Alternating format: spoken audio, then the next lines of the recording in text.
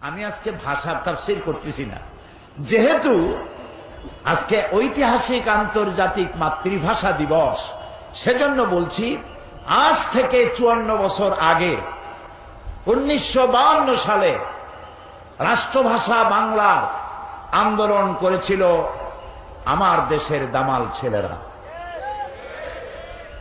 সেই আমার দেশের দামাল মুসলিম ছেলে সালাম, বরকত, রফিক, জব্বার আমার মাতৃভাষার জন্য তারা জীবন দিল। গোটা জাতি শ্রদ্ধার সাথে তাদেরকে স্মরণ করেছে। আমরাও তাফসীরের মাহফিলের পক্ষ থেকে এই 4 বীর সন্তানের জন্য দোয়া করি, আল্লাহ আমার মায়ের ভাষার জন্য যারা জীবন দিল, জান্নাতুল ফেরদাউসের মেহমান তাদেরকে বানায় নিও। প্রিয় ভাই সব, তবে একটি জায়গায় আমি একমত হতে পারি না, সেটি হলো ঘটনাটি ঘটেছিল রফিক, জব্বার, সালাম, বরকত জীবন দিয়েছিল বাংলা ভাষার জন্য। কোন ভাষার জন্য? সেই দিবসটি ছিল 8ই ফাল্গুন। আন্দোলন করলাম বাংলা ভাষার জন্য, কিন্তু তা উদযাপন করি আমরা 21শে ফেব্রুয়ারিতে। এইটা আমি বুঝি না, মিলতাল করতে পারলাম না। কেন বুঝলাম না তাও বুঝি না। যদি 21শে ফেব্রুয়ারি না করে 8ই ফাল্গুন করতাম, তাহলে বোধহয় বাংলা ভাষার মর্যাদা আরো একটু হইত। আজ কোর্ট কাছারি আদালতে বাংলা ভাষার জন্য 21শে ফেব্রুয়ারিতে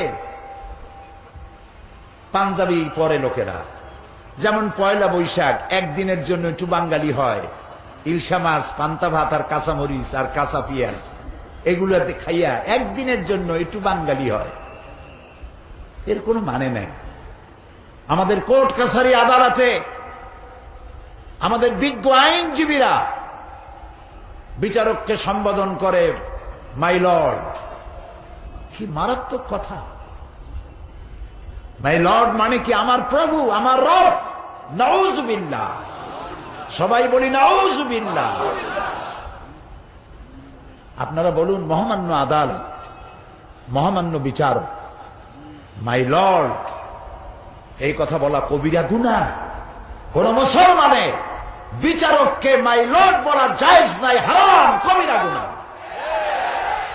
আপনি বাংলায় বলুন মহামান্য আদালত, মহামান্য বিচারক। সুতরাং বাংলায় কথা বলতে শিখি, বিশুদ্ধ বাংলা বলতে চেষ্টা করি, তাহলে ভালো হবে।